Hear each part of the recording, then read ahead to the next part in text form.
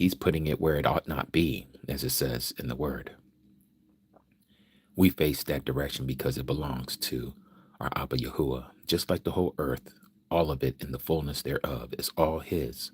But that city, he has staked claim on that city.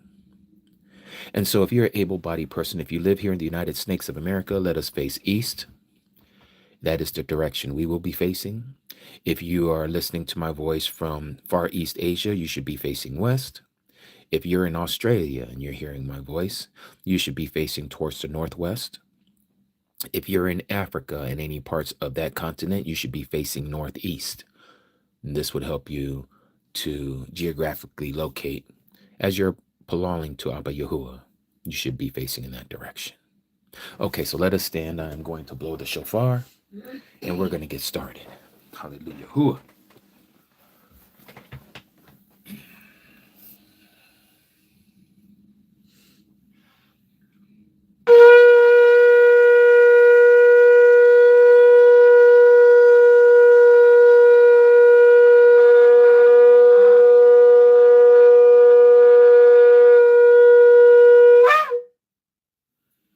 Heavenly Abba Yahuah, we come before you on the Shabbat. Tuda Ata Abba Yahuah, for allowing us to come together once again on this digital platform on YouTube, oh Abba. Regardless of where we live on this Eretz that you have given us to dwell on, we know that you hear us, oh Yah. We know that you have brought us together in this congregation, oh Abba, for a purpose, oh Abba. We ask that you be with us now, that you come together with us now, oh Abba, as you say in your word, that where 2 or 3 are gathered, there you are in our midst. Abba, we ask that you would settle our hearts and our minds. Abba, we ask that you help us to stay only focused on you, O Yah. For this is your Yaum. This is the Yaum that you have created for us to come together with you at your appointed time, O Abba Yahuah. Abba, we give praises and honors and esteem to your name, O Yah. For there is none like you, O Abba. You and you alone have created all things. It is by your wisdom, by your knowledge, O Abba, your intellect, that everything has been created. You know all things, O Yah. There is nothing that is hidden from you. There is nothing in our minds, O Abba, that we can shelter from you, that you cannot read it or know it. And so, Abba, we are before you naked. We are before you, O Abba, totally exposed. And we ask that you would search our hearts, search our minds, O Yah, those things that are displeasing to you, things that we have said to you, things that we have said to one another, things that we have thought of others, and the things that we have done to others, O Yah. We ask that you do not put this towards our account, but by the blood of your Ben Yahushua HaMashiach, that you would erase all these things from those books, O Abba, that have been written of our works, O Yah, that those things where our slates be cleaned by your blood. Abba, do not deal with your people according to our ways. Forgive our ancestors, O Abba, that has put us into this position. But we thank you, O Yah, that you open up our eyes and our ears to hear your word, to receive your truth, O Abba, that has been hidden from so many different people, so many different generations, so many different times of this walk that your people have been walking, O Yah. You have allowed us to be living at this time, at this momentous moment, O Abba, where you're opening up the eyes of not only Yasharal, but those who are being grafted into Yasharal as well, O Abba. Regardless of what we look like, regardless of what place of the world that we come from, regardless of the clan that we belong to, O Yah, you have allowed us to hear your voice and to know you. And for that, we are thankful and grateful to you, O Abba Yahuah, that you have called us. And not only have you called us, but you have chosen us. You have elected us, O Abba, and we've done nothing to deserve any of it, O Yah. And so we thank you. Abba, we ask that you would bring in those who don't know you, O Abba, who have a soft heart, who want to know you, know your truth, to come out of all the spells of Babylon, so that they will walk before you, to become one of your children. Abba, at the end of the day, that's all that matters, O Yah, is that we be obedient to you. Help us to walk in obedience.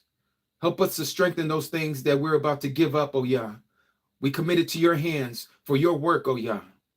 You said that this work that you began in us, that you will complete it unto that perfect day when the Mashiach comes. And Abba, we hold you to your promise. We know you're able and capable of doing all these things in each one of our lives, O Yah. Make us clean, purify us, cleanse us, oh Yah. Make us pure white, oh Abba. All these things we ask in the mighty name of your Bein, Yahushua HaMashiach. Teach us this day by your Ruach HaKadosh. In Yahusha's name. Hallelujah, hallelujah, and hallelujah, Amat. Rumamu Yahuah.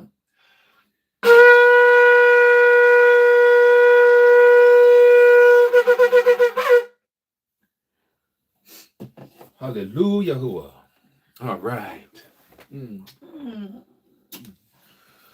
All right, Mishpachah. Okay, so, you know, when you speak to others, we're all we got. We're all family. I never want any of you to ever feel, and again, let me just say this, as I always do, I am just your brother. I am just your brother. That's all I am. And we're here to edify each other. And that's what we're here for. We're to edify each other, to exhort, uplift each other. This walk is already lonely. The last thing we need is any of us to tear each other down in any kind of way, through our words, through our voice, through our silence, whatever it may be. We need to remember the characters of the Kadashim. There are character traits that we're supposed to have when we're walking this walk. I think many times we forget about these character traits that we're supposed to have, and we only go by knowledge. We only go by what we have received. And sometimes we use that to combat one another and others, not just in our family, the Mishpachah, but those even in our DNA family and those that are around us. And so we weaponize what we have come to understand as the truth. There is times for it to be weaponized. This is true. There are times when we are to use this to thwart the enemy and his works. But we got to remember, we are not fighting against flesh and blood. We are not warring with other people, let alone those of us in the walk, in the way. We are all part of the body of the Mashiach.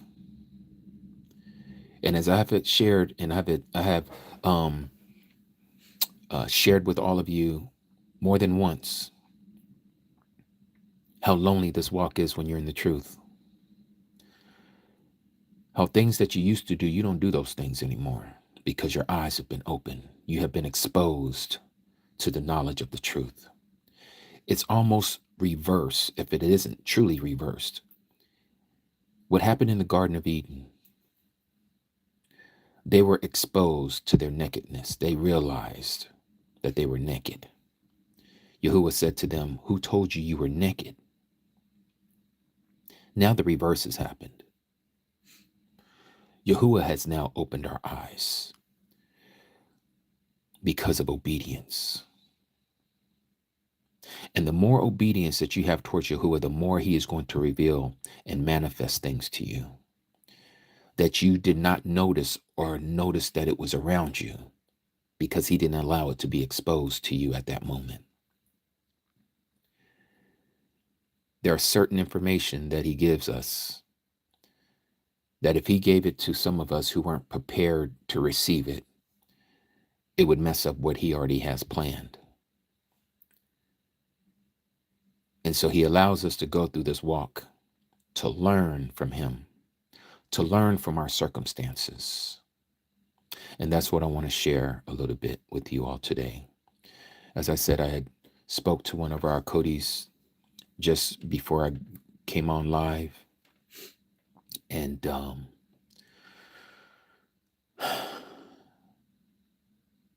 it's this time of the year when we feel so lonely for those of us who have children, those of us who love our families, those of us who have dear friends, and you want to participate with them. You do. You truly want to. We all do. But not at the sacrifice of what we believe in. And it doesn't matter how they sugarcoat it, how they dress it up, how soft and mundane it may seem, yet it does a whole bunch of damage. And it reveals what's in our heart. If we love Abba Yahuah, or if we're more gravitated and attracted to those things that are around us. So I just wanted to lay that down before we get started. And I'm going to be sharing from the TORAH, as we always do, and also from the Nabaim, which is the prophets, and then the Ketubim, which is the writings, which also includes the New Testament, the Brit HaKadash.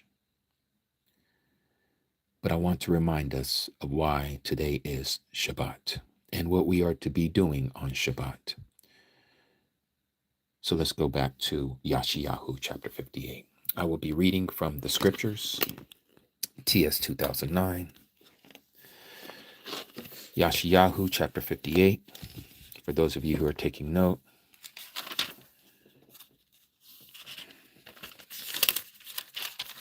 starting at verse 13. And it reads,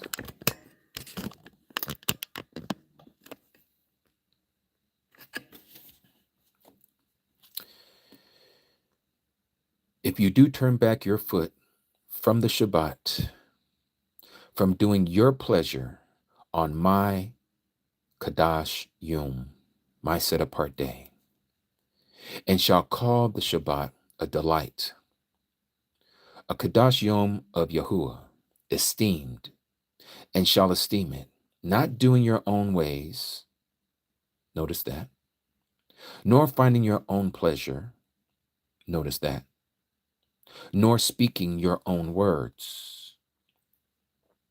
Then you shall delight yourself in Yahuah, and I shall cause you to ride on the heights of the Arats, and feed you with the inheritance of Yaqub, your Abba. For the mouth, the pah of Yahuah has spoken. Again, these three things we are to do. Not doing your own ways, nor finding your own pleasure, nor speaking your own words on this Yaum. Okay? There's a lot of things that can detract us from what we're supposed to be focused on today. Today is about Yahuah. It's all about Yahuah.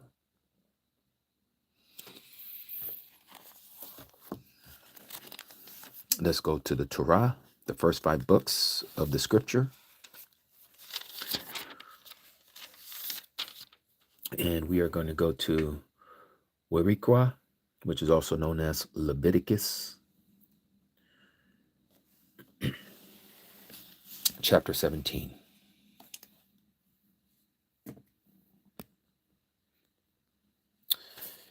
And it reads, verse 1. And Yahuah spoke to Moshe, saying, speak to Aaron, to his sons, and to all the children of Yasharal, and say to them, this is the word which Yahuah has commanded, saying, any person from the house of Yasharal who slays a bull or a lamb or a goat in the camp, or who slays it outside the camp, and does not bring it to the door of the tent of appointment, some translations will say the tent of meeting, to bring an offering to Yahuah before the dwelling place of Yahuah, blood guilt is accounted or reckoned to that person. He or she has shed blood, and that person shall be cut off from among their people. In order that the children of Yasharal bring their slaughterings, which they slaughter in the open field, and they shall bring them to Yahuah at the door of the tent of appointment, to the priest, and to slaughter them as slaughterings of Shalom offerings to Yahuah. And the priests shall sprinkle the blood on the slaughter place of Yahuah at the door of the appointment, and shall burn the fat for a sweet fragrance to Yahuah. And let them no longer slaughter their slaughterings to demons, after whom they whored. This is a law forever for them throughout their generations. And say to them, any person of the house of Yasharal, or of the foreigners or strangers who sojourn among you, who offers an ascending offering or slaughtering, and does not bring it to the door of the tent of appointment, to do it to Yahuah, that person shall be cut off from among their people. And any person of the house of Yasharal, or of the strangers who sojourn among you, who eats any blood, I shall set my face against that person, that being, who eats blood, and shall cut him off from among their people. For the life of the flesh is in the blood, and I have given it to you upon the slaughter place to make an atonement for your lives. That is the purpose of the blood of these animals. For it is the blood that makes an atonement for the life. Therefore, I said to the children of Yasharal, no person, no being among you eats blood. Let me pop this side up. Give me a second, all of you. Nor does any stranger who sojourns among you, neither are they to eat blood. And any man from the children of Yasharal, or from the strangers, the foreigners, who sojourn among you, who hunts and catches any beast or bird which is eaten, shall pour out its blood and cover it with the dust. For it is the life of all flesh. Its blood is for its life. And I said to the children of Yasharal, not to the heathens, not to the pagans, do not eat the blood of any flesh, for the life of all flesh is its blood. Anyone eating it is cut off. And any being who eats a carcass, or what is torn by a beast, be it a native or a stranger, he or she shall wash his garments and bathe in water, and shall be unclean until evening, until Arab. Then he or she shall be clean. And if he or she does not wash or bathe their body, then they shall bear their crookedness. Now again, I've shared this before about how we are to be unclean until evening. The reason for this is that you are supposed to be exposed to the ultraviolet sunlight, so that your clothes be exposed to the sun, your skin is exposed to the sun, and anything else, any material that has been tainted by this carcass is to stay out in the sun until the sun goes down.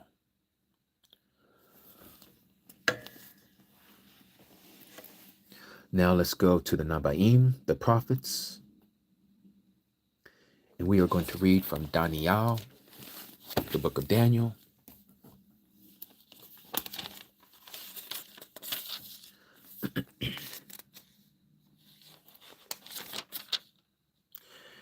And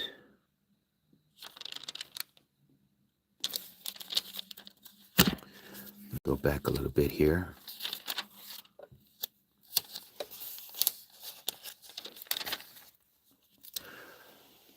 Daniel chapter 8.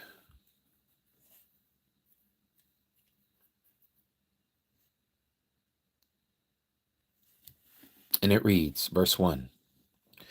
In the 3rd year of the reign of Belshazzar, the sovereign, a vision appeared to me, Daniel, after the one that appeared to me the first time.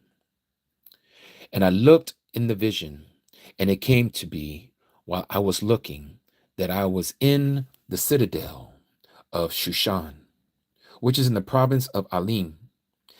And I looked in the vision and was by the river Ulai. And I lifted my eyes and I looked and saw a ram standing beside the river, and it had 2 horns. And the 2 horns were high, and one was higher than the other, and the higher one came up last. And I saw the ram pushing westward and northward and southward, so that no beast could stand before him. And there was no one to deliver from his hand, while he did as he pleased and became great. For those of you who know who this person is, it is Alexander the Great, the Greek. And I was observing and saw a male goat came from the west over the surface of all the earth without touching the ground, and the goat had conspicuous horn between his eyes, and he came to the ram that had 2 horns, which I had seen standing beside the river, and ran at him in rage of his power. And I saw him come close to the ram, and he became embittered against him, and struck the ram, and broke his 2 horns. And there was no power in the ram to withstand him, but he threw him down to the ground and trampled on him, and there was no one to deliver the ram from his hand. And the male goat became very great. Again, let me make sure I said that right.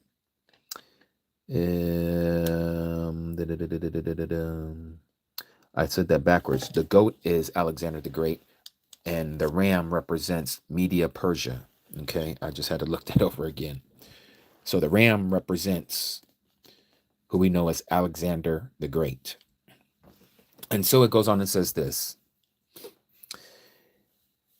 Let me see. So verse 8, and the male goat became very great, but when he was strong, the large horn was broken, and in place of its 4 conspicuous ones came up towards the 4 winds of the heavens.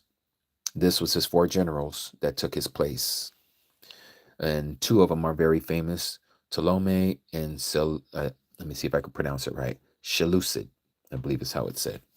One was the northern kingdom and the other one was the southern kingdom, and it separated it. We'll get into that another time for another study. And so it goes on and says, and from one of them came a little horn. Now it's taking us all the way into the future. This little horn is indicative of who we know as the false Messiah, the anti-Mashiach, which came exceedingly great towards the south and towards the east and towards the splendid land, or what we know as the promised land. And it became great. This little horn became great, up to the host of the Shamayim, and it caused some of the hosts and some of the stars to fall to the Arats and trample them down. This is talking about the fallen ones, the Nephilim. It even exalted itself as high as the prince of the host, speaking of our Mashiach Yahusha. And it took that which is continual away from him, that is the praise and worship, and threw the foundation of his set apart place. And so we know this also to be his place, what we call the Temple Mount. And because of transgression, an army was given over to the horn to oppose that which is continual. And it threw the truth down to the ground. That is what we follow. We are followers of the truth. And it acted and prospered, meaning that this little horn prospered. Then I heard a certain set apart one speaking, and another set apart one said to that certain one who was speaking, to when is the vision concerning that which is continual and the transgression that lays waste, or the abomination that lays waste, to make both the set apart place and the host to be trampled underfoot? And he said to me, for 2,300 nights, then that which is set apart shall be made right. And it came to be when I, Daniel, had seen the vision, and that which I sought to understanding, and see, before me stood one having the appearance of a mighty man. And I heard a man's voice between the banks of Ulai, who called and said, Gabriel, make this person, this man, to understand the vision. And so we see who the being is. It's the archangel, as we say, Gabriel. He then came near where I stood. And when he, that is Gabriel, came, I feared and I fell on my face. But he said to me, understand, son of Adam, for the vision is for the time of the end. Time of the end days, the last days. And as he was speaking with me, I fell stunned upon my face to the ground, but he touched me and made me stand up straight and said, look, I am making known to you what shall take place in the latter time of the wrath. For at that appointed time shall be the end. The ram which you saw having two horns are the sovereigns of Media and Persia. And the male goat is the sovereign of Greece. And the large horn between its eyes is the first sovereign. And that it was broken, and the four stood up in its place are four rulerships arising out of that nation, out of Greece, but not in its power. And in the latter time of their rule, when the transgressors have filled up their measure, a sovereign, fierce of face, and skilled at intrigues shall stand up. So again, in the latter times, the last days, when the transgressors, those who break the law, many of them not knowing the law, when it becomes to its full, when it reaches to the heights of the Shamaim, it says that a sovereign shall appear. This is the anti-Mashiach, the false Messiah. And he shall be mighty. And he comes with a fierce face. And he's skilled. He understands sinister schemes, dark sayings. And he's going to rise up. He's going to stand up in those days. I truly believe this person, we're seeing him right now on TV. Who he is truly identified as, we won't know yet, but I have my suspicions, and it's not for me to share you of my suspicions or my opinion. Not on this matter. We're all going to see it together when this happens, for he shall be revealed. Verse 24. And his power shall be mighty, but not by his own power. So where does he receive his power? As it says in Revelation chapter 13, he receives it from the dragon. The dragon gave him his authority. And he shall destroy incredibly, and shall prosper, and thrive, and destroy mighty men, and the set apart people. This is not talking about Jewish people. This is talking about those who follow the truth. It's talking about those who keep the commandments of Yahuah Elohim, and that have the testimony of Yahusha in their mouth. This is the Great Tribulation. And through his skill, through his understanding, he shall make deceit prosper in his hand. So evil is going to prosper in his hand, and hold himself to be great in his heart, very prideful, very egotistical, and destroy many who are at ease. Many of us who worked so hard for what we have received in this world, in a snap of a finger, it's all going to be taken away. You have to earn to get any access to any of your funds. And so it goes on and says, and hold himself to be great in his heart, and destroy many who are at ease, and even stand against the prince of princes. It's talking about our Mashiach. Yet without hand he shall be broken. Because again, in Revelation chapter 19, starting at verse 11, we know that the false Messiah will be captured by our Messiah, and he shall be thrown into the lake of fire. 26.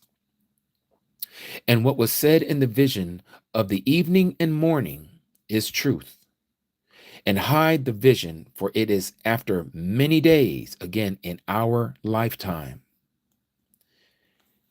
And I, Daniel, was stricken and became sick for days. Then I rose up and went about the sovereign's work. And I was amazed at the vision, but there was no understanding. He didn't know what he was looking at. He didn't understand what Yahuah had revealed to him. Why? Because it wasn't for him. It wasn't for him. Because if you go forward, as I shared yesterday, Daniel chapter 12, the last chapter, starting at verse 3, And those who have insight shall shine like the brightness of the expanse, or yours may say the firmament. And those who lead many to righteousness like the stars forever and ever. So all of you who are sharing this truth, you shall receive your reward. You shall shine like the stars in the Shamayim. This is a promise. This is a promise. You will be immortal. You will be incorruptible. No corruption in your mind. You can't even think of trying to transgress the law once this is all said and done, once the first resurrection happens. You will truly be a new creation.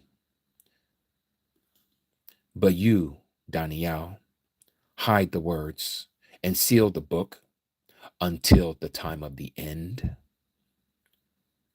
Why until the time of the end? Daniel never got the understanding of what he saw in these visions because it was supposed to be revealed to the generation that it belongs to, that need to know this information. And so I present to you through this book that we are that generation. This AI technology is spoken of in the book of Daniel. If time permits today, we will get into it. It's astonishing. It truly is. When you think of it, it's an amazing time to be alive right now. And this AI technology has just begun. And we're getting ready to see what the outcome of all of this is going to be. Satan is about to get the key to the bottomless pit because of this AI technology. And it is going to release some of the most horrid looking creatures we've ever seen are about to come upon this earth. Our Mashiach says that men's hearts will be failing them. They will literally be having heart attacks because of what they see coming upon the earth.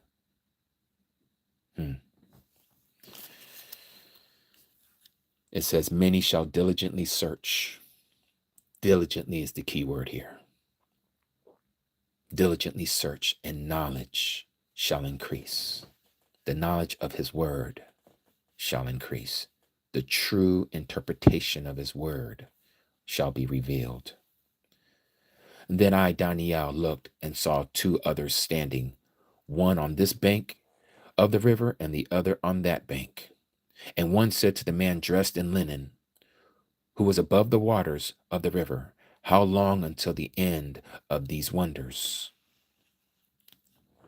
And I heard the man dressed in linen, who was above the water of the river, and he held up his right hand and his left hand to the Shamayim, and swore by him who lives forever that it would be for an appointed time, appointed times, and half a time.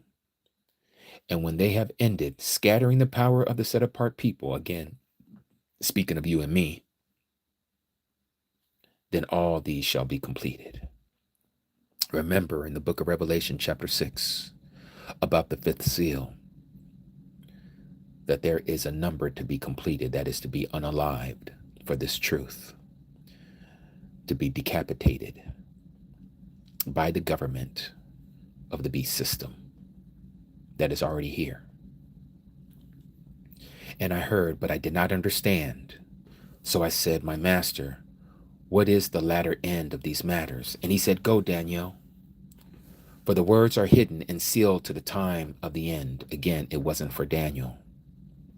Many shall be cleansed and made white and refined, but the wrong, those who do wickedly, shall do wrong. And none of the wrong shall understand. Meaning none of those who don't know this truth, who are not following what Yahuah has told us, the instructions, the TORAH, they shall not understand. But those who have insight shall understand, you and me. And from the time that which is continual is taken away, and the abomination that lays waste is set up, is 1,290 days, or exactly 43 months. Baruch is he or she who is waiting earnestly and comes to the 1,335th day. What day is that? This is just my opinion I will share with you. I believe this is the day of the resurrection. I believe this is the day that Yahusha cracks the sky, and he's going to send his Malachim to the four corners of the earth to gather his elect from one end of the Shamaim to the other, and we shall be caught up into the clouds to be with him forever. This, I believe, is that day, and he gives us to the day when this shall happen. Just as I shared with you all yesterday, and we're getting ready to go there to put this together. If we go to what it says in 1 Thessalonians chapter 5, remember what we're talking about the resurrection, 1,335 days. 1 Thessalonians chapter 5. Let me prop this side up. Let me back this out a little bit. 1 Thessalonians chapter 5, verse 1. Now, brethren, as to the times and the seasons, you do not need to be written to, meaning that it's because you already know this information. This is what has been cloaked to us, that was sealed to Daniel, that is now being unsealed for us. And we're still learning the meaning of all these things that have been sealed that are now being unsealed. For you yourselves know very well that the day of Yahuah, notice what we're talking about, the day, Yaum of Yahuah, comes as a thief in the night. For when they say Shalum and safety, then sudden destruction comes upon them, as labor pains upon a pregnant woman, and they shall not escape. Again, unlike Christianity teaches on this passage, this is not talking about all of a sudden there's going to be war. No, this is talking about the day of Yahuah. It's talking about the day when he comes. Remember, for you yourselves know very well that the day of Yahuah comes as a thief in the night. The subject matter is the day of Yahuah. And so he says, and when they say shalom and safety, then sudden destruction comes upon them. Upon who? Upon the wicked, upon those who are not walking in the truth. As labor pains upon a pregnant woman, and they, the non-believers, shall not escape. It's not speaking of you and me. But you, brethren, are not in darkness, so that this day, capitalized day, the day of Yahuah, should overtake you as a thief. This connected to Daniel chapter 12, the 1,335th day is going to be this day when he cracks the sky. For you are all sons of light and sons of the day. We are not of the night nor of darkness. So then we should not sleep as others do, but we should watch. Again, watch what? The prophecies that are being unsealed. And be sober. For those who sleep, sleep at night. And those who get drunk are drunk at night. But we who are of the day should be sober. Key word there. Sober. Putting on the breastplate of belief and love. And as a helmet, the expectation of deliverance or salvation. Now people think of this and they say, well, see, you can't get drunk. Well, we're not supposed to get drunk, physically speaking. But this is speaking of a spiritual drunkenness. This is talking about those who are walking in darkness. They're not walking in the light. They're walking in the dark. Remember, those of us who fellowship with the light, as he is in the light, we walk together. We have fellowship with him. 1 John chapter 1. Because Yahuah Elohim did not appoint us, that's you and me, the believers, to wrath. It's not talking about the Great Tribulation. This is talking about after the Great Tribulation. We're talking about the day of Yahuah when he cracks that sky and none shall escape. This is why he says, what is the day of Yahuah unto you, those of you who want to hasten that day? Is it not a day of darkness and gloominess? A day of destruction? These people are not walking in the way. These people don't know what the truth is.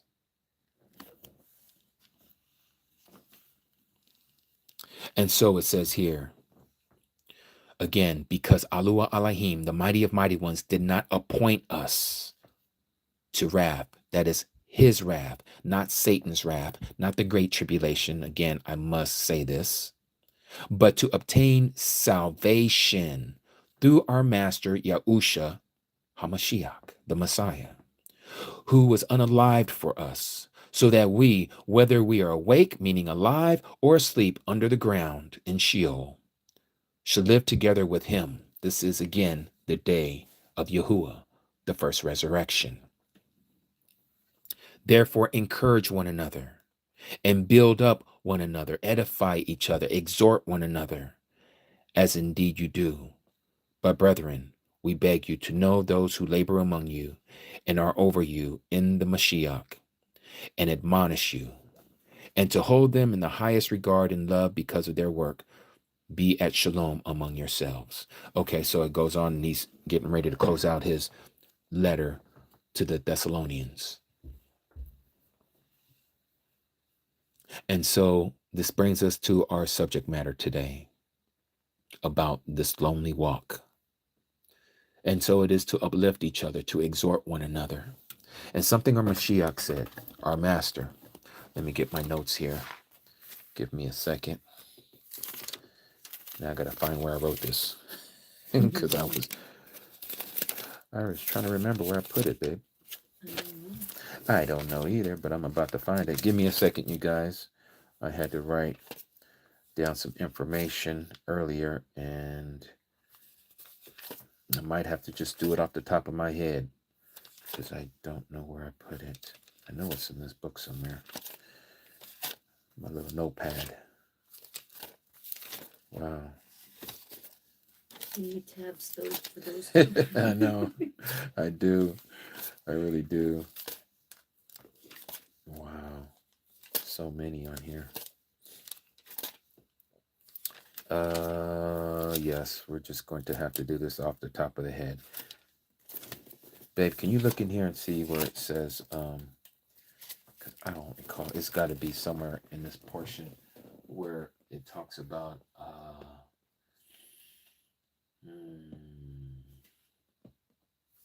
think it says Yah's calendar at the top, and then, but my notes was underneath the Yah's calendar notes. Okay, so while my Shah is looking for that, let's go off the top of the head here. Our Mashiach, when he was here, he gave us some beautiful words. We're going to go to the book of Yohanan, John. And if I can recall, we are going to go to chapter 14. And he says this. 14 verse 27. It's not the calendar study, right? Let me see, dear. No. Shalom I leave with you. My shalom I give to you, says the Mashiach. I do not give to you as the world gives. Do not let your heart be troubled, neither let it be afraid. Now here it is that Yahusha is telling us that he gives us shalom, his peace. This peace that the world doesn't give us. Many of us who are walking in this truth, we find ourselves, again, at this time of the season, we feel lonely, we feel heavy-hearted, we want to be with our family members, we want to be with our friends, but because of our eyes being exposed to the truth, we now see what all these holidays are all about, what they are connected to. And to see our friends and family enjoying themselves, and we used to enjoy it with them, and that has been taken from us. Some of us are living in that past, those thoughts, those memories, and you remember what it felt like to have that time, that jolly old time, right? And it causes us to feel separated, so alone. But as I was sharing with the Sakoti, this is the reason why we have been given this opportunity by Yahuah, knowing that we are scattered all over the earth, that there are others that are around us that don't believe as we believe. and we feel alone, and we feel like we're the only ones. And sometimes it becomes a little too heavy, and your family has written you off and has made you think that you are meaningless. And some of us, we don't really have that shalom that Yahuah said that he has given us. So I have to ask some of you, do you truly have peace in your heart? Many of you think that when you come into this walk, things are supposed to get better in this world for you. That coming into this truth and knowing his name and keeping the commandments and knowing his calendar, you think that everything now is supposed to be a smooth ride until Yahuah calls you home. It's just the opposite. Okay, dear. I don't see anything. Okay, love. It's just the opposite. It's just the opposite. You see, many of us, we feel like, oh, I come into this truth. I know Yahuah. I know Yahusha. I know the commandments. And you want to do all that. And you want to keep it. Like all of us, we want to keep it. We don't want to let not only ourselves down, but we don't want to let down our Abba Yahuah, who has revealed all this truth to us. And he's continuing to show us more. We are all a work in progress. Do not be hard on yourself, Mishpachah. Do not be hard on yourself. Just like we just read here about this peace that he gives us, not like the world gives us. He tells us that we're to have this peace with him. He also says this in chapter 16. Let me see if I can find it. Yes. And verse 30. Now we know that you know all. Oh, no, that ain't it. Verse 31. There it is. Yahusha answered them, do you now believe? See, an hour is coming and has now come that you are scattered, each to his own, and leave me alone.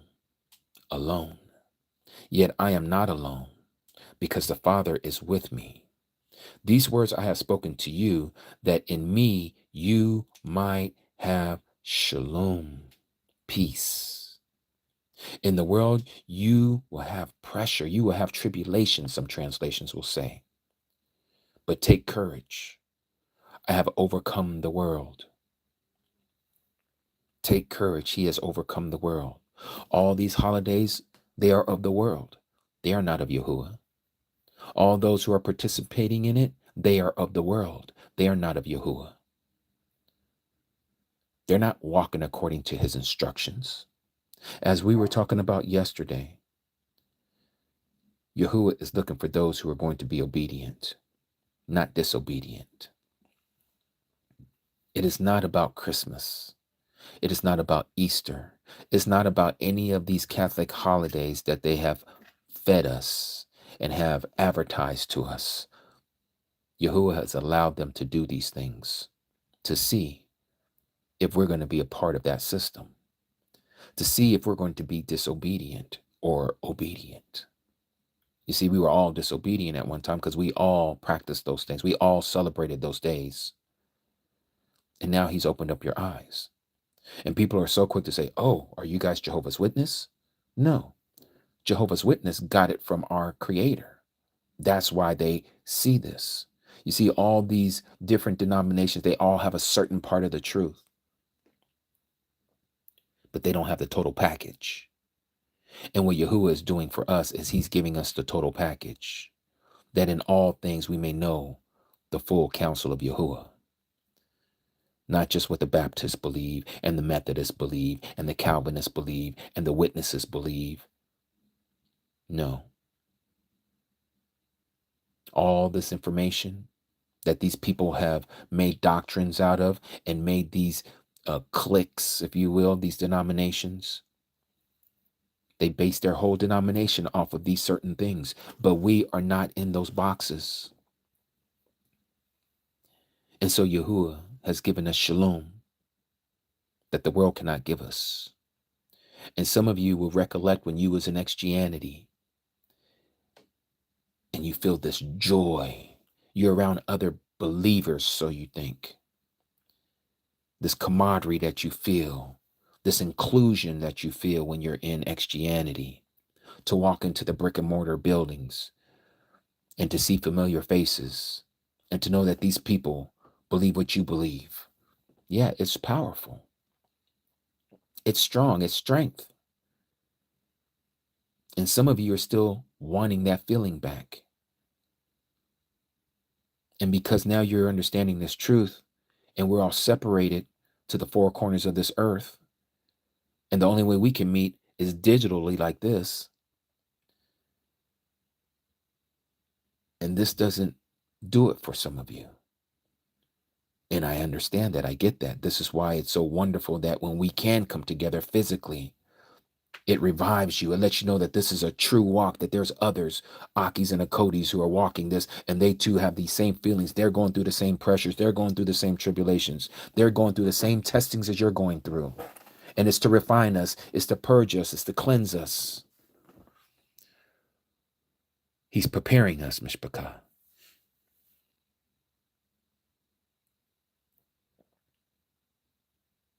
And so as I was sharing with our Cody earlier, the fact that you are in here lets me know that you are called by Yahuah. As that passage is in Matthew chapter 7, many are called, but a few are chosen. Many have been given the invitation, but only a few shall be called, or chosen, out of those who have been given the invitation. I believe all of us have been given that invitation, and we've all been chosen. It's up to us if we're going to choose him. He's already chosen us. We got to do our part. And this is why, Mishpachah, we got to be there for one another. We're all we've got here in this physical plane. Sometimes our Akis, our Akodis, they're hurting. Sometimes they're being led astray. It happens to all of us. It can happen to any one of us. We need to be there for each other. Now more than ever. Not just during this time of the season, but throughout the year. We need to be there for one another. Not backbiting, not gossiping. No, that's the stuff that we left. That's what the churches do. That's what those institutions do. We are not like the world. We are not to be like the world. We're not to do the things that the world does. In every way, we are to totally be separated. That is what it means to be set apart. That is what it means to be Kadash. You have separated yourself from the things of this world, regardless if it looks like it is Yah fearing, regardless if it seems like that they are walking in the commandments. No, we know that it is the commandments of Yahuah, and we know that there is these laws that we're to follow, and we know that we're to keep the Shabbat through the true calendar. All of this is now happening for this particular generation in the last days. I cannot stress it enough. Yeah, we have our times of joking. Yeah, we have our times of having this little banter back with one another. But in all seriousness, we need to help each other get to the end, the finish line. We got to help each other. This is not an easy walk. We're told even through some of Shaul's letters that those who are weak among us, we need to help them out even more so. We don't look down on them. Oh, this is a weak individual. Because there's going to come a time when you're going to be weak as well. And you're going to need the support of your Akis and Akodis as well. When there is an unaliving in the family, when there's that time when someone that you've known all your physical existence has been taken from you, there's this void in your heart, regardless if you didn't see eye to eye, but you had love for that person and they had love for you. Maybe even if your relationship was strained, but there was still this connection that was there, and you're going to be sorrowful when that person is gone. And it's going to be that time when you're going to need the mishpachah. And we're supposed to be there for you. To mentally be there for you. To support you in what you're going through your mourning process. But I want to say something that even goes deeper than that, because sometimes when there's things that are happening in our life and we think like we can't handle it anymore, and we're at our ends of our rope and we feel like we can't hold on anymore, and you start having these devilish thoughts of saying, I quit. You know what I'm talking about. And you say to yourself, I can't do it anymore. It would just be better if I wasn't even in existence. And you want to clock out. Don't you think like that. Don't you think that way. Do not let the enemy have his way with you. You are not to allow the enemy to have his way with you. You got to remember who you are, the purpose of the reason why you have been called, the reason why you have been chosen. You have been called, you have been chosen because you're supposed to be a king. You're supposed to be a priest. You are not to take yourself out. I beg each one of you who have these kind of thoughts from time to time, allow Yahuah to finish his work that he began in you. Don't allow Satan to take it away. You have that choice. Yahuah did not make us robots. You have the free will. You can either choose life or you can choose death. The choice is yours. But I'm begging you. The Ruach is begging you more than I ever could. Don't do that. Let him finish his work that he began in you. It is a promise that he is going to finish that work that he started in each one of us.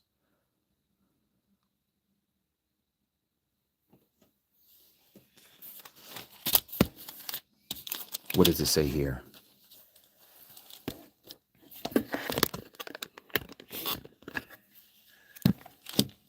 Let me blow this up. Starting at verse 4, this is Philippians chapter 1. Philippians chapter 1, starting at verse 4. In all my palau, for all of you, I always palau with joy. For your fellowship in the Basora, in the great news, from the first day until now, being persuaded of this, that he, notice the he is capitalized, who began a righteous work in you, shall perfect it until the day of Yahushua HaMashiach. It is right for me to think this way of you all, because I have you in my heart, all of you being sharers of the favor with me, both in my chains and in the defense and confirmation of the Basora. For Alua Elohim is my witness, how I long for you all with the affection of Yahushua HaMashiach. And this I pray, that your love might extend more and more in knowledge and in all discernment, for you to examine the matters that differ in order to be sincere and not stumbling until the day of the Mashiach. This day of the Mashiach is the day of Yahuah, one and the same, being filled with the fruit of righteousness through Yahushua the Mashiach, to the esteem and praise of Alua Elohim. And I wish you to know, brethren, that what has befallen me has turned out for the advancement of the Basora, so that it has become known to all the palace guard and to all the rest that my chains are in the Mashiach. And most of the brethren trusting in the Mashiach, because of my chains, are much more bold to fearlessly speak the word. They are bold, they are fearless to speak the word. Some indeed proclaim him from envy and strife, but some also out of pleasure. The former announced the Mashiach from selfish ambition, not sincerely thinking to add distress to my chains, but the latter out of love, knowing that I am appointed for the defense of the Basora. What then? Only that in every way, whether in pretense, that it was premeditated, or in truth, the Mashiach is being announced. He is being preached in some of your translations. And in this I rejoice. In fact, I shall rejoice. I shall rejoice. And that's what we need to do. Rejoice. There's this old hymn when I was in Christianity Rejoice, and they used to use the word Lord, but of course I'm not going to use it that way. Rejoice in Yahuah always. And again, I say rejoice. Rejoice again in Yahuah always. And again, I say rejoice. We must rejoice no matter what we're going through. In all things we are told, we are to be thankful. From the worst times, even to the great times. In all things we're to give thanks. In all ways we are to be content. I know that's easier said than done. I know how hard it is for us, especially those of us who have been living for a very long time. As you go through decade after decade and you start seeing the world and how it's changed and the personality of the peoples and the way we treat one another, how it's changed. But regardless of that, if it's coming from your own children, if it's coming from your spouse, if it's coming from your friends or your coworkers, it is to be expected. But again, you're not alone. And this is why the Mashiach gave us this promise. We've read this many times and we're going to read it again.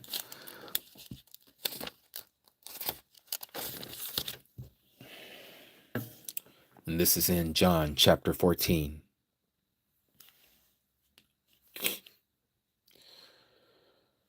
We know this part. If you ask whatever in my name, I shall do it, says the Mashiach. If you love me, you shall guard my commands or keep my commandments. And I shall ask the Father, I shall ask Abba, and he shall give you another helper to stay with you forever, the Ruach of the truth, the Ruach Amat, whom the world is unable to receive. Again, the world is unable to receive because it does not see him or know him, but you know him, for he stays with you and shall be in you. Again, you're not alone. This is why he says, I shall not leave you as orphans. I am coming to you, he says. And yet a little while, and the world no longer sees me, but you shall see me, because I live, you shall live. In that day you shall know that I am in my Abba, and you in me, and I in you. I in you. He's in us because he dwells in us by the Ruach HaKodesh. That's his spirit. He says the spirit shall come in his name. His name, Yahusha. I am is salvation. So don't ever feel like you're alone. I know that feeling is going to come and go. I've been walking this since 2009. I know the feeling all too well. But I tell you what, as the years go by, and I don't know how much time we have left, I just know it's short. It does get easier. Time does heal a lot of the wounds and the hurt and the turmoil that you feel from the past. But we cannot be living in the past. We cannot be living in the past. Let's look at another one.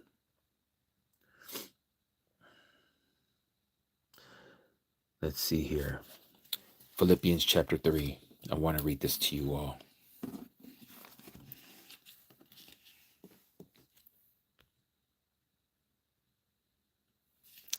Philippians chapter 3 says this. For the rest, my brethren, rejoice in Yahuah. Again, rejoice in Yahuah. To write the same matters to you is truly no trouble to me, and for you it is safe. Look out for dogs. It's not talking about your dogs. It's talking about non-believers. Look out for the evil workers. Look out for the mutilation. For we are the circumcision. Notice what he says here.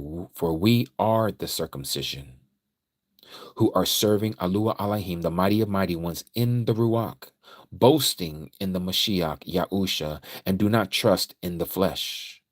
Though I too might have trust in the flesh, if anyone else thinks to trust in the flesh, I more so, is what he's saying.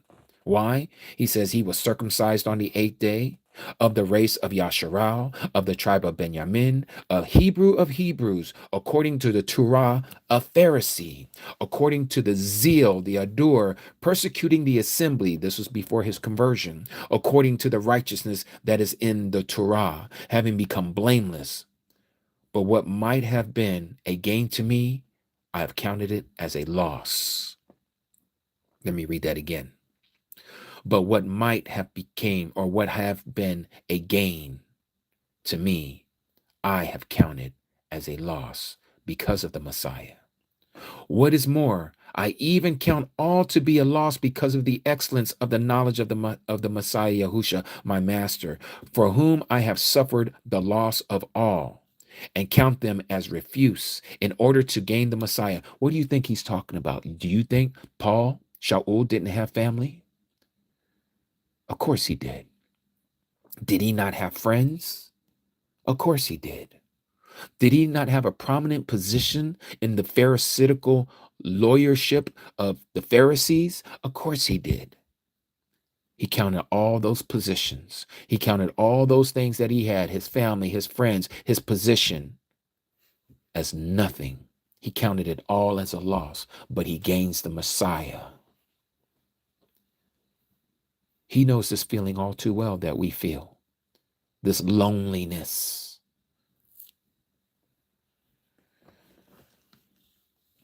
He says, in order to gain the Messiah, to be found in him, not having my own righteousness, which is of the law, of the Torah, but that which is through belief.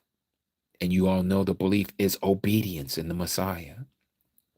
The righteousness which is from Alua Elohim on the basis of belief, on the basis of obedience. To know him and the power of his resurrection and the fellowship of his sufferings, being conformed to his death, not being conformed to his life, being conformed to his death, sharing in the persecution of the head. We are the body. He is the head. We're all going to feel this through our walk. We're all going to feel this through our walk. This feeling of loneliness, it comes to all of us. And so it goes on and says, if somehow I might attain to the resurrection from the dead. Notice what he says in verse 12. Not that I have already received. He hasn't received the resurrection from the dead yet, or already have been perfected. He's saying, I'm not walking perfectly in the law, but I press on. Mishpachah. You keep moving forward, regardless of the stumbling blocks, regardless of the things that has been put before you, to lay hold of that from which the Mashiach Yahusha has also laid hold of me. Brethren, I do not count myself to have laid hold of it yet, meaning the resurrection, meaning that we are perfected, but only this, forgetting what is behind. This is what I'm sharing with you. Forgetting your past. I don't care how wretched you were in your past. I don't care if you was a murderer. Let me put it this way. It's not me. It doesn't matter what kind of lifestyle you had before Yahuwah. It doesn't matter how many people you might have unalived that you knew or you didn't know. You might say, what are you talking about? Yeah, some of us have unalived babies. Okay? Some of us have aborted fetuses, as they like to call it. These are little children. Yes, I'm guilty. This is in my past. Some of us were not walking. I would say all of us were not walking in this truth at one time or another in our life. And we still stumble on some of these things as we're learning about ourselves and we're learning about this walk, what to do like today on a Shabbat and what not to do today like on a Shabbat, or what we're allowed to do and not allowed to do, what is okay before Yahuwah and what is not okay, what is the true interpretation of his Torah. Forgetting what is behind and reaching out for what lies ahead. Just like our Akudi Stella was sharing with us the passage yesterday. One cannot put his hand to the plow and look back. You cannot say that you're going to do this walk with Yahuah and you're going to follow him, and yet you're looking back over your shoulder. We have too many examples in the Tanakh of that is not what we're supposed to do. It might have come to your thought right now, Lot's wife. Yes. She physically looked at Sodom and Gomorrah because of her sons that were still there. Her heart was still in the world.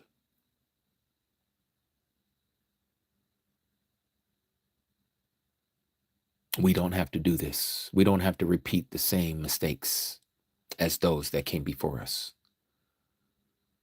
We cannot live for the future looking in the past. You cannot drive a car looking in the rearview mirror trying to go forward.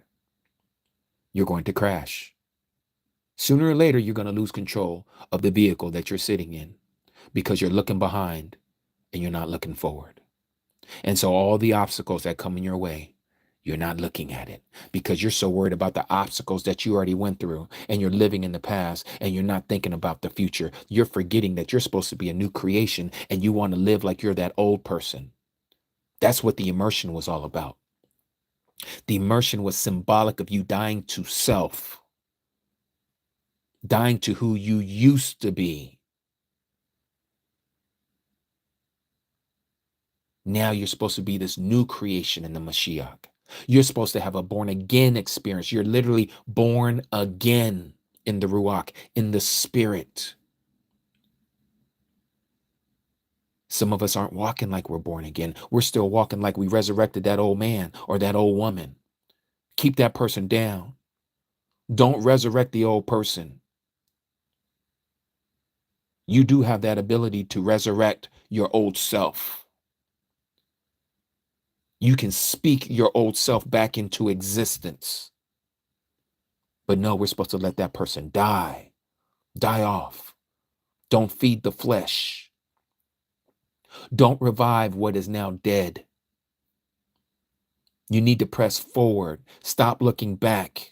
You've overcame those obstacles for a reason. There's a reason why Yahuah has opened your eyes. There's a reason why he has chosen you. There's a reason why you are living at this moment. There's a reason why you have to go through these obstacles, because at the end, he is going to perfect you if you allow him to work in you and you don't give up.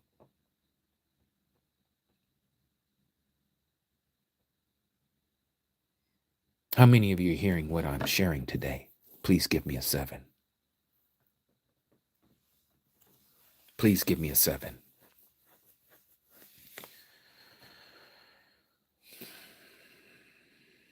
Hallelujah. Yahuah.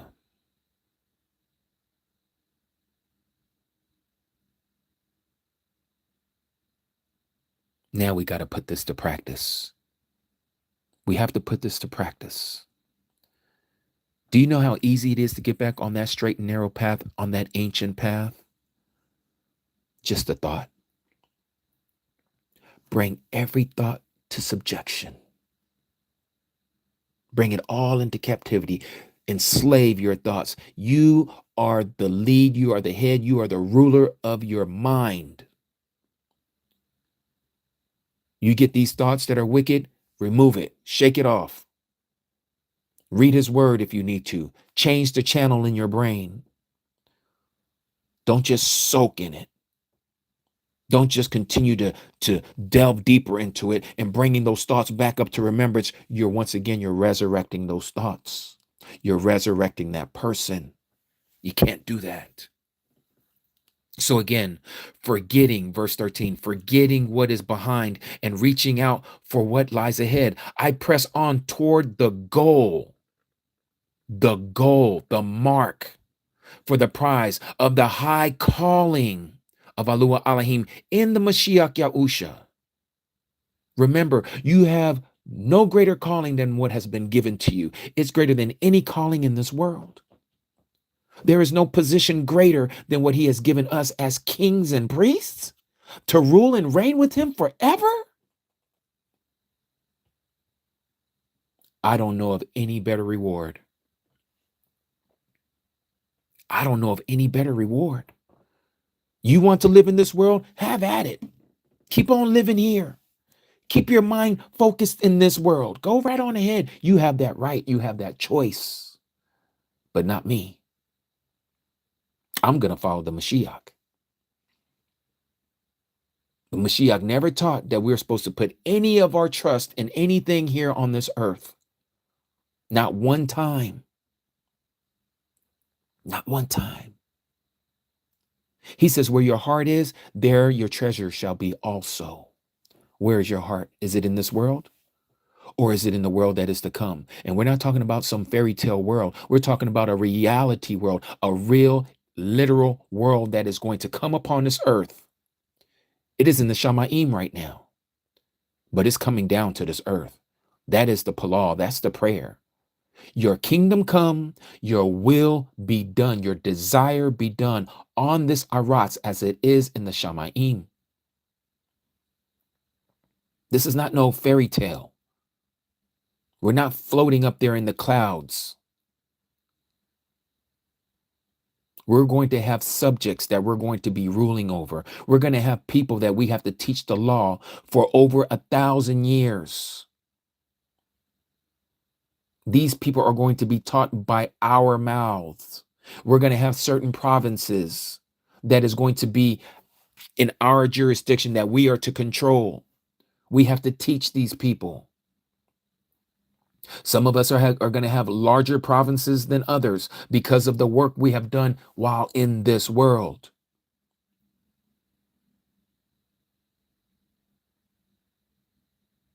We have to give ourselves to his desire. We have to give ourselves to his work. This is our work right now. This is our job right now. Yeah, you might be building up Pharaoh's kingdom, but at the same time, while you're working out Pharaoh's kingdom because you're living on this earth and you're around this world, like he said in John chapter 17, the Mashiach says, even though we are in this world, we're not of this world, but that Abba may protect us while we're in this world. And that we're to share these words that he has given us to share with those who also have been called. And hopefully they are also the ones who are going to be chosen. Be it your friends, your family, your child, your husband, your wife. Let us continue to walk out this walk, this amunah, this faith.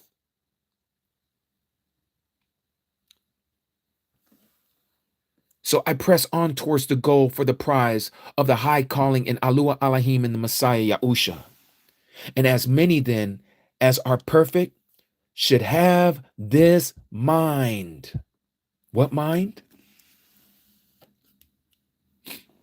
I press on towards the goal for the prize of the high calling in Alua Alahim in our Mashiach, Yahusha. That's the mind you're supposed to have. Press forward, Mishpachah. Press forward, family. Stop thinking about yesteryears. That's where it is. Yesteryears. Let it be there. Let it stay there. We're not talking about to recollect where he has brought you from. But you don't drain and drown yourself in those thoughts again. You don't bring those thoughts up again so that you can feel sad. It all has to do with where your mind is. Your mind is a very powerful thing. We know this. It is in our minds that we see that we can also be cured of any diseases and all ailments. And this is why the Messiah says, it is your amunah, your faith, that has healed you. Your belief that it was capable of being done. That he is able to do what he says he will do for you. And this is why he says, whatever you ask in my name, I shall do it. Not I may do it. He says, I will do it. But what's that other part that needs to be done? You need to walk out the law. You need to walk it out. You're not going to be perfect. Just like what we just read here, even in Shaul's own words. Not that he's perfect. He's not perfect. We're not perfect. There's only one who is perfect. And that's our Mashiach. That's why we follow him. We follow his example. And if we follow his example, you're not going to go wrong. Nobody can harm you unless he allows them to harm you. Nobody can hurt you unless he allows them to hurt you,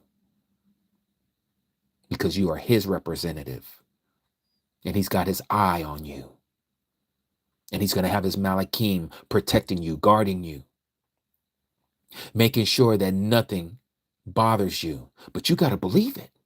It works both ways. You have to believe that you have been called, and you live it. You do it because you have been called.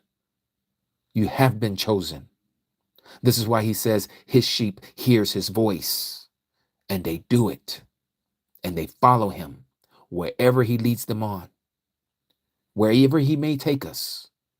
He may tell you to leave your home, just like Abraham had to leave his father's home. You don't think he loved his father? You don't think he loved his family? And he had to wander off alone? Yeah, he took some people with him. I'm talking about alone in his heart, where he is feeling like he's leaving everything behind that he knew. Just like what Shaul is talking about here. He counted it all lost. His dad, his brother, his mom, and the others that we're not told about.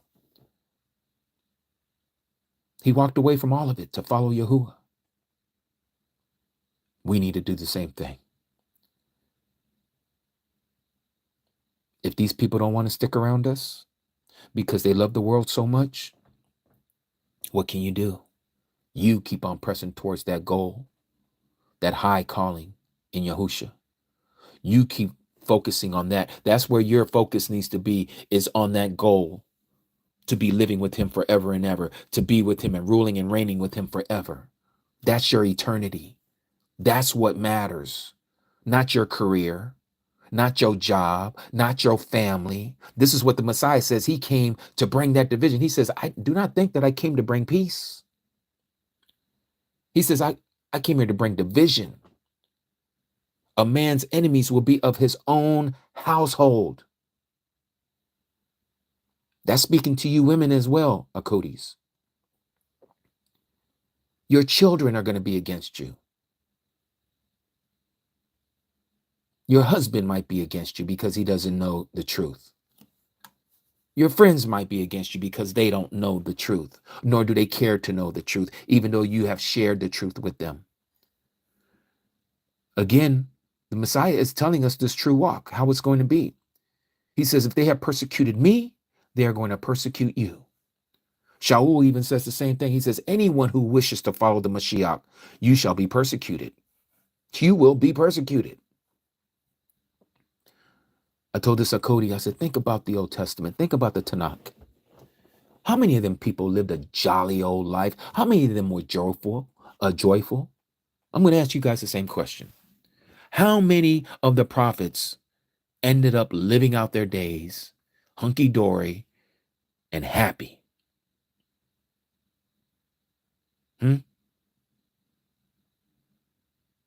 How many of them?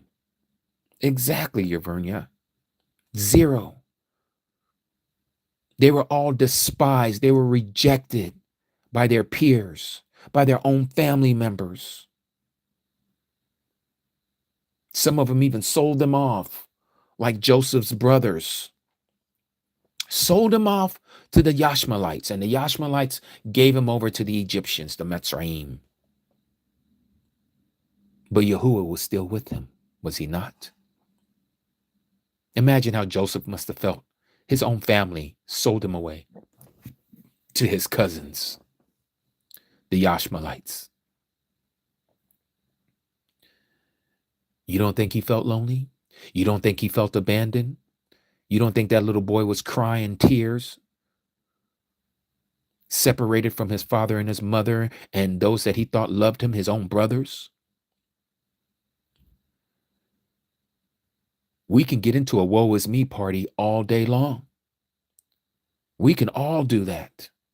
But again, did Joseph stop following Yahuah? Did Joseph stop being obedient to the laws of Yahuah as he was raised by his dad, Yaqub, whose name was changed to Yashral? Yes, Joseph, he started following the truth.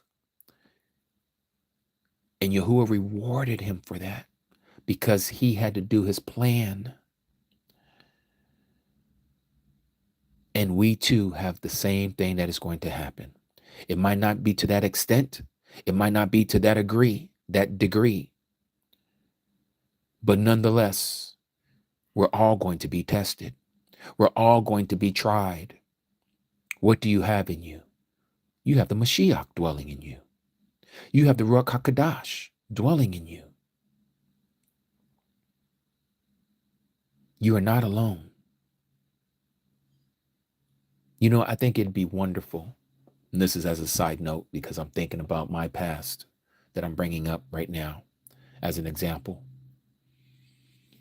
You know, when I was locked up in prison, away from my family and my friends, and I caused that to happen. Let's get that straight. I caused that to happen because of the lifestyle that I was living. I knew a little bit about the Messiah. I didn't know him as what I know him today. I didn't know his name at that time. I didn't know that I was supposed to follow the commandments. I didn't even know that I wasn't supposed to celebrate all these holidays. I was doing all of that, okay? And I labeled myself an ex-Gen. But you know, while I was in that cold cell throughout my 8.5 years, Yahuah started working with me while I was alone. Even though there's all these people around me on the prison yard, in the prison cell, yet I was alone. I don't know these people. They don't know me. They felt alone. But you know, it was through being in that lockup that Yahuah taught me patience. Yahuah also taught me that I was not alone. He gave me peace that was beyond all understanding while I was there. And the reason why I bring this up is sometimes I think if it was possible to like voluntarily say, you know, I want to lock myself up away from everybody. I want that feeling. I want to break those things, and it's going to be hard. Like when you first get into what they call the fish tank in prison. This is where all the newbies first come. They call it the fish tank, right? All the little guppies, all you little minnows, right? You all start somewhere. You're that little minnow, and you got the big fish, the sharks over there on the yard that are running and ruling things. They've been there for some time. And here you come in, fresh into the intake.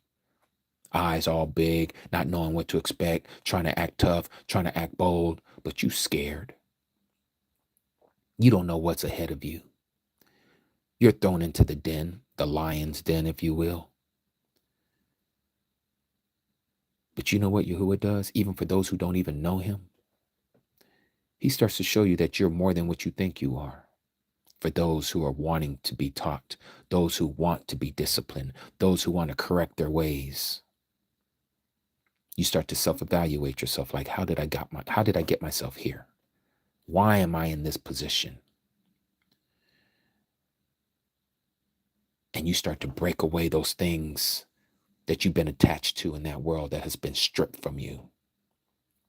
Your home, your family, your pets, your job, all the things that you cared about, all the things that you took for granted, now they've been taken from you. You have no peace. Prison's going to do one or two things. It's going to drive you crazy, or you're going to find a way to assimilate with your environment. Some people start kicking and screaming and kicking the doors all through the night because they have no peace. They're afraid, they're alone, they have no direction, they don't know their goals, everything is gone.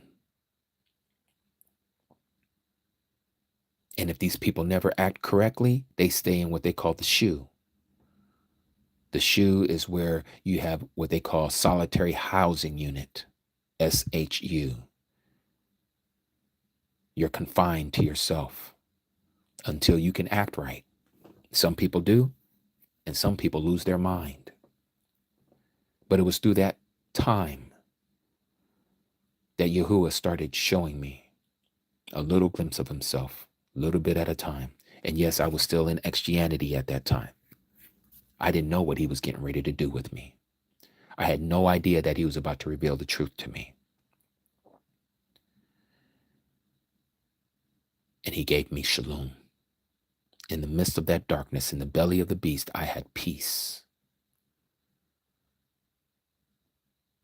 And once I found that peace, I could hear his voice, not audibly, but it was just things that he was doing in my life. He was directing the course of my life, just like he's doing with each and every one of you. He's no respecter of persons. I'm nobody special that he's doing something special with me that he's not doing special with you. He's doing a special thing with all of us. We're his children. We are special in his eyes. And we're not going to allow him to finish the work that he began in us because we're having a boo-hoo moment. And I'm not downgrading anything that we're feeling. Trust me. I know what it feels like when your daughter is not talking to you and it's been over 2 years. And I'm watching my wife cry. It still hurts me to this day. But I know what we can be like when we're starting to learn about ourselves in our early adulthood, going through our upper teens and into the 20s. That is the worst time for those of us who have been out there. Not all of us, but some of us, we've been out there in that world. We know what it's like. We know how it is, how rebellious we were to our parents when we was doing those times, when we was partying and we was doing everything but what the way we was raised.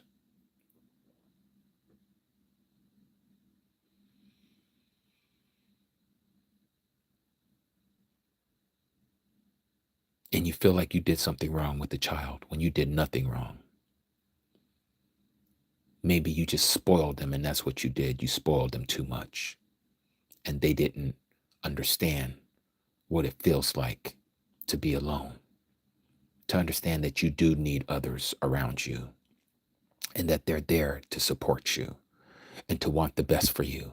And that's what Yahuah wants for us. He wants the best for us, but it's not in this life. It's not like what Joel Osteen would say, your best time is now.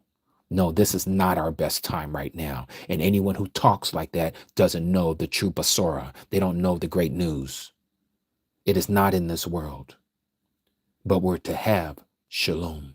We're to have peace in the midst of the storm. That's what he was teaching the Talmudim, the disciples, when they took that boat across the Sea of Galilee. And here he was laying asleep. He had shalom in the bottom of the boat. And his students, his disciples, was losing it on top of the deck. How is it that the master can sleep through this and we're over here being tossed to and fro by the waves? Let's go wake him up. Master, how can you sleep at a time like this and we're over here about to lose our lives? Do something. Oh, you of little amunah.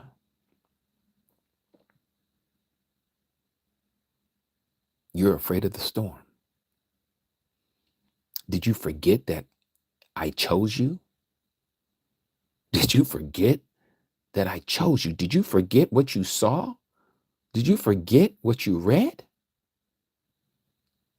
Did you forget who I am? Or do you not believe that I am who I say I am?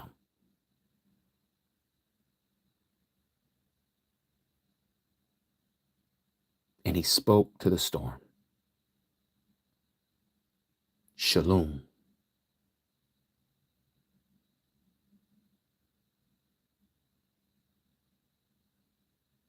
We forget sometimes who we serve. We forget how grand, how gadol he is.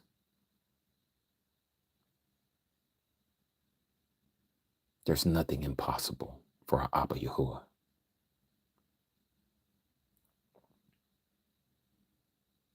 And so when you find yourself feeling weak and alone, because we're all going to have that feeling, it all happens to us. It happens. It's just part of this walk.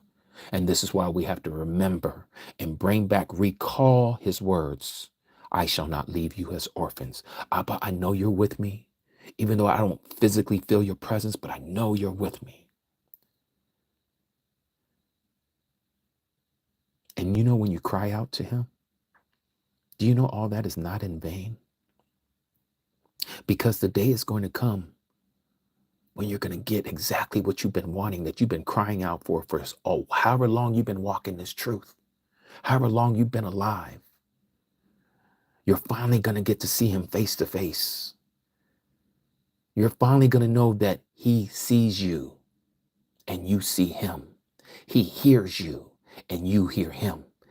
He's got your attention and you got his.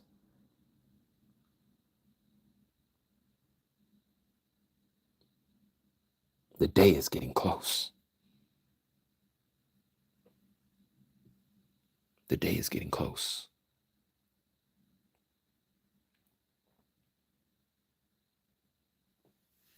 Let's finish off this passage here.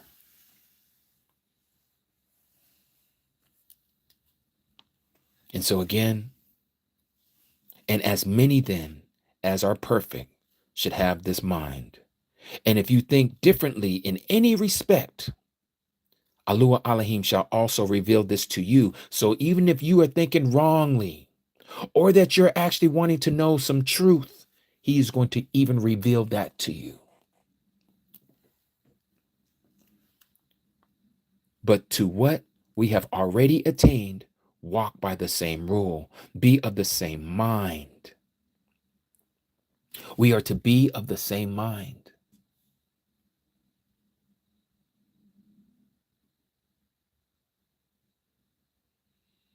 That is very difficult when we're all opinionated.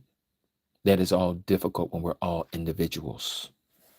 But you see, if we make Yahuah first, if we all do that, we make Yahuah first, then we are going to be of the same mind. We're not thinking about what Brother Jimmy thinks or what Brother Jimmy's opinions are. That doesn't matter. What matters is his words. What matters is what he says.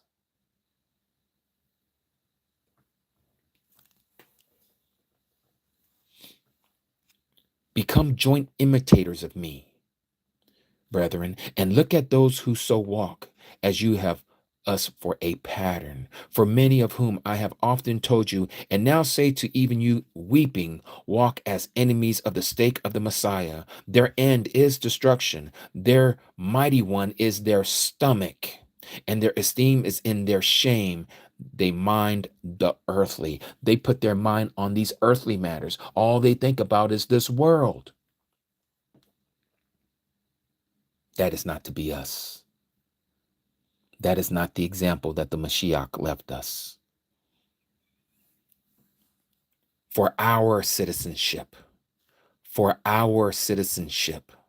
you and me, is in the Shamayim, not here on this Aratz. This Aratz is not our home right now.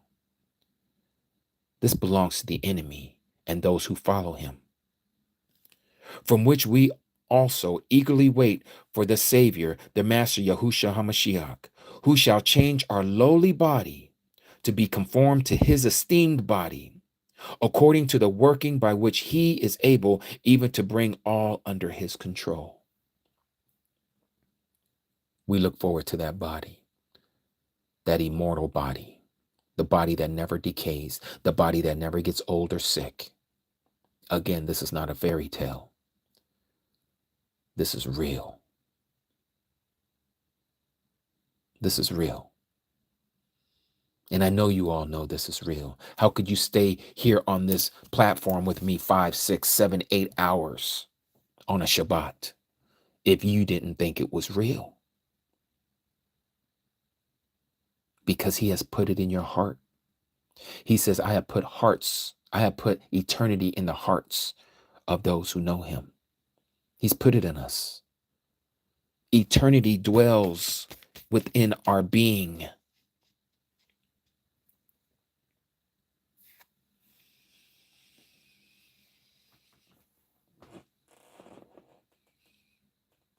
I hope these words encourage some of you today.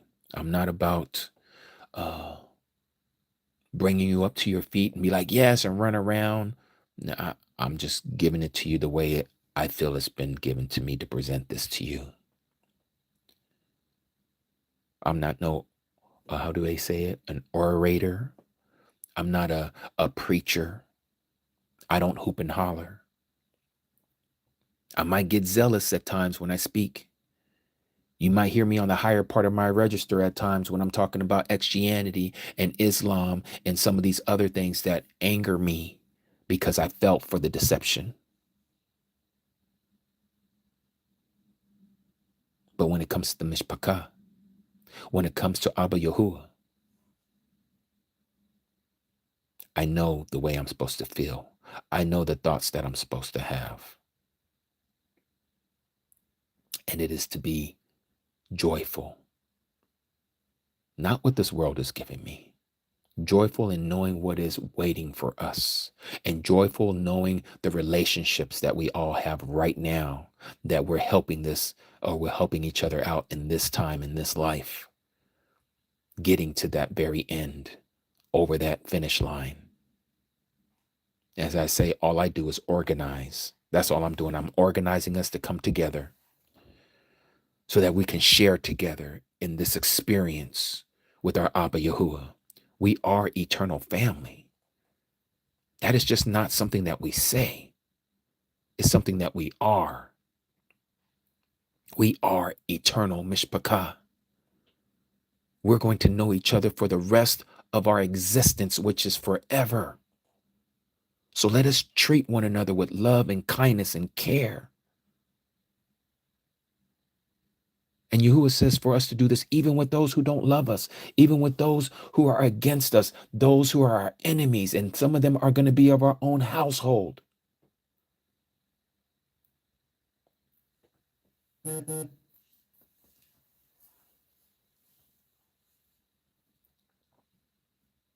So yes, this is not an easy walk. And you guys are all noticing that firsthand. Those of you who are new to this truth, if you need that support like you had in Christianity, you're only going to get what you put into this. You're only going to get what you put into this. You see, Christianity has handicapped many of us. What do I mean by it handicapped us? Because they programmed everything for you. All you got to do is just go in there and sit down in the pews and let them speak to you. And then when service is over, they might have a little gathering over if they have a cafeteria, and you guys all sit there and have onag or oneg, lunch. And you sit with like-minded people.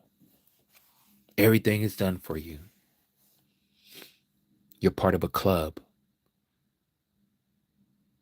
You're a member. You have a membership, right? Well, look, this is the true one here. What we're talking about here is the true relationship. This is the true club, if you will. This is the true membership. But we're not the ones who do the writing down of who's going to be included and who's not. Yahuwah does all that. Not no board of deacons or the board of elders or the pastor says you can or can't be a part of this and they excommunicate you because you don't believe as they believe. Well, that's not your place because you don't believe what they believe. Because Yahuwah has something else for you. And he's brought it to us. Don't think for 1 second that this is an accident that has happened. This gathering of people, Yahuwah shall see fit as he gives increase to the body. We're not the only ones. I truly start to understand why there's only 144,000 first fruits before all of this wreck and this havoc that is about to come upon this earth. I can see it. There's a lot of people talking the game. I see a lot of people saying that they know the truth, but they are not living it. We have the opportunity to be counted, to be one of the 144,000. I believe it with all my heart. I believe that's what he is preparing us for, those of us who are wanting to accept how to be one of his people that is going to escape the things that are about to come upon this earth to test those who dwell upon this earth. The choice is ours. The choice is ours. There's nothing that can separate us from Yahuah. Literally nothing except for ourselves.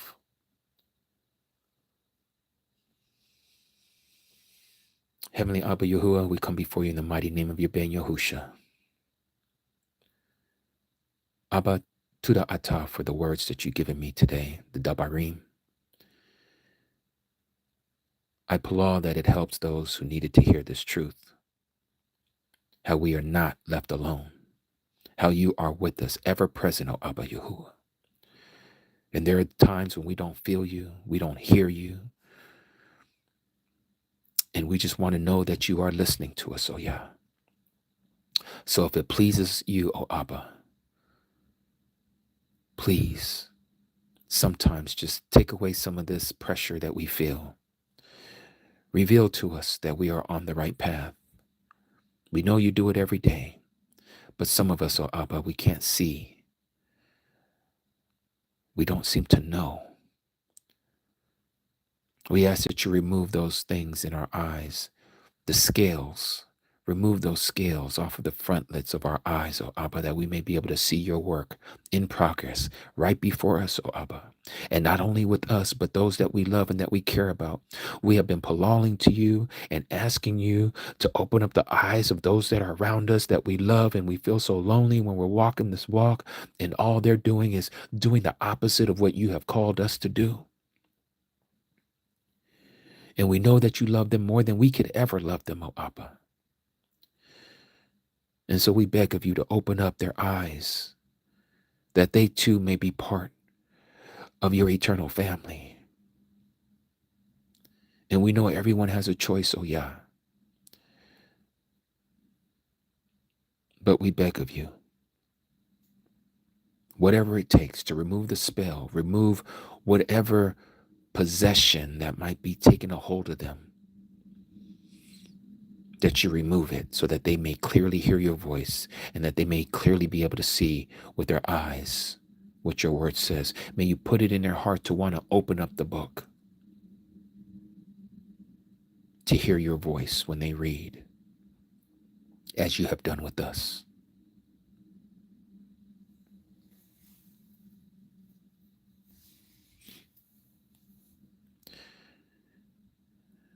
We sincerely ask all these things of you, O Abba.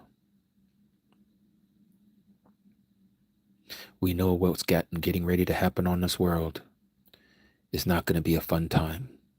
As we have read yesterday in your word, that there's coming a time that this world has never experienced, no, nor ever shall. And this generation is about to see all these things. And I just ask that you prepare us, O Yah. If we're not part of the 144,000, that you prepare us, your people, that we may be able to withstand those things that the enemy is going to bring towards us, to tempt us to walk a different path. Help us not to be fearful. Help us to remember that you are with us always. We hold on to your promises, Abba. We ask all these things in the mighty name, in the most precious name, the most uplifted name, your Bane, your Son, Yahusha, HaMashiach, the Messiah. Hallelujah, Yahuah. Hallelujah, Yahuah. Hallelujah, Yahuah. Amat.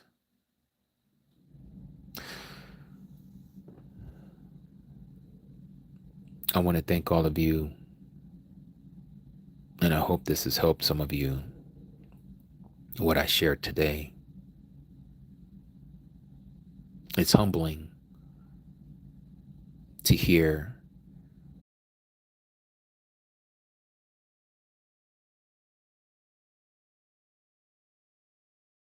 it's humbling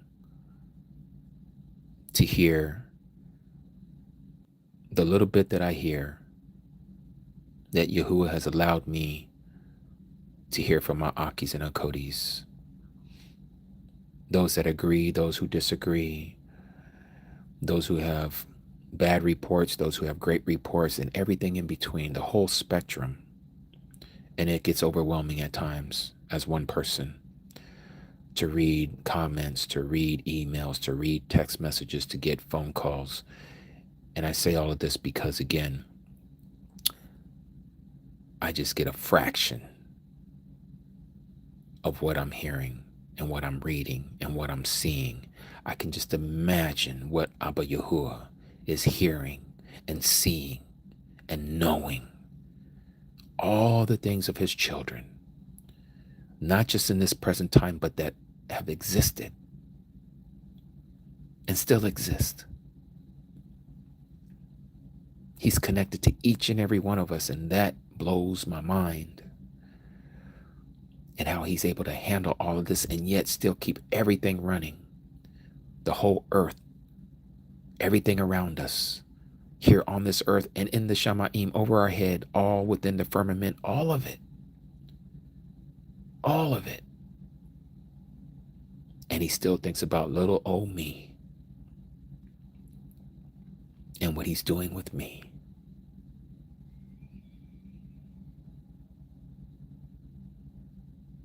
So I just want to encourage each and every one of you to know that Yahuah is thinking of you. Little old you. As I heard a pastor say a long time ago, when our Mashiach was on that tree, he was thinking of you.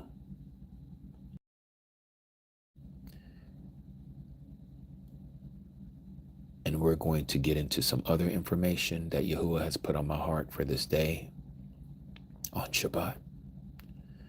It's going to be out of the book of Daniel. And we'll see where Yahuah takes us from there. It's been putting this heavily on my heart lately, and we'll see what he does. I don't know what I'm expecting, but I'm expecting.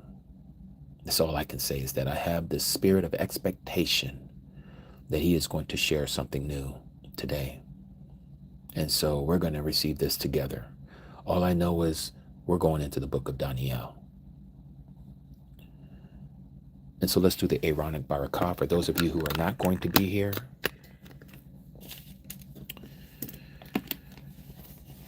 we're going to go into Numbers chapter 6.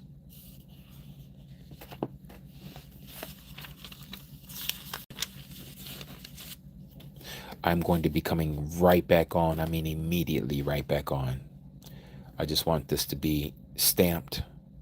And so those who want to go back and look at this, or share this with somebody who may need to know that they're not alone, that you can do so. You don't have to go through 6 hours and trying to figure out where it's located. So just want to keep a little bit, this is kind of a special one today. What I mean by special is just that there are times when we are going to feel alone, and you can come back and just listen to this. Allow Yahuah to speak to you through his words, not my words, his words. The passages that we went over, and even what was given to Apostle Shaul in his letters that Yahuah put on his heart to share with those who would read his words.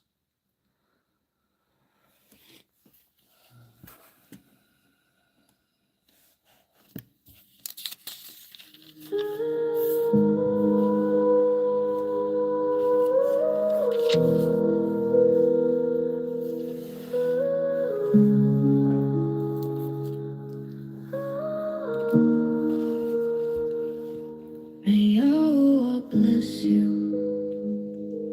and keep you. May he make his face shine upon you and be gracious to you.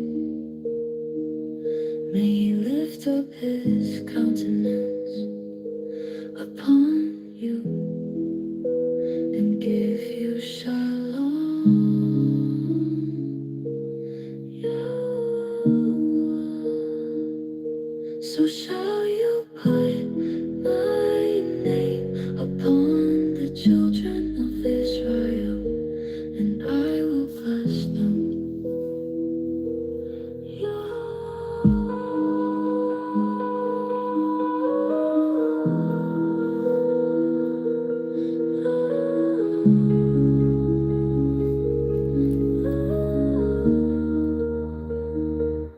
May Yahuah bless you and keep you. May He make His face shine upon you and be gracious to you. May He lift up His countenance upon you And give you shalom.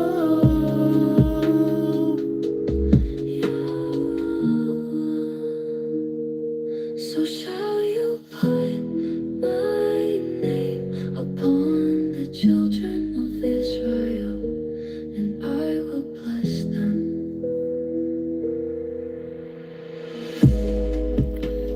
And Yahuah spoke to Moshe, saying, Speak to Aaron and his sons, saying, This is how you barak the children of Yasharal. Say to them, Yahuah barak you and guard you. Yahuah make his face shine upon you and show favor to you. Yahuah lift up his face upon you and give you shalom. Thus they shall put my name on the children of Yasharal, and I myself shall barak them.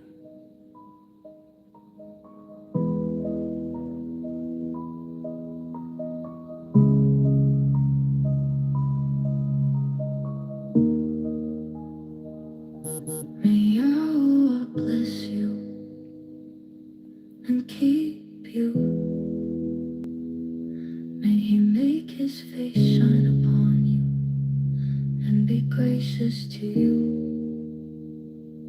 May He lift up His countenance upon you and give you shalom. Yahuah.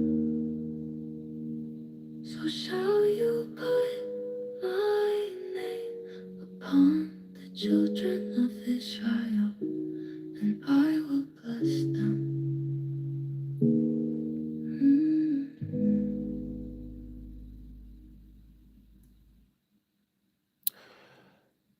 Want to thank you all once again. My name is Jimmy, aka Ambassadors of Yah. Until next time, Yahuah barak you and keep you, and allow the countenance of his light to shine upon each and every last one of you, including your mishpachah. Shabbat shalom, mishpachah.